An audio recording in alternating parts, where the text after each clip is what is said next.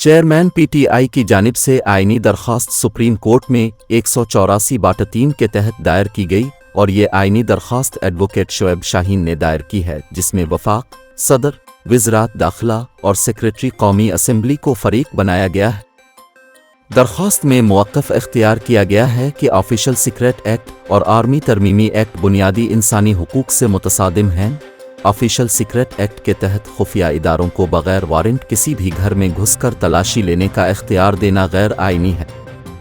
दरख्वास्त में कहा गया कि सदर ममलकत सोशल मीडिया पर वजाहत कर चुके हैं और उन्होंने दोनों कवानीन की मंजूरी नहीं दी। दरख्वास्त में इस्तदा की गई है कि ऑफिशियल सीक्रेट तरमीमी के एक्ट 2023 आइन के आर्टिकल 8 से मुतसादिम है, जिसके मुताबिक कोई भी कानून जो बुनियादी हुकूक से मुताबिकत नहीं रखता इसकी तनसीख करता है, इसे काल अदम करार दिया जाएगा।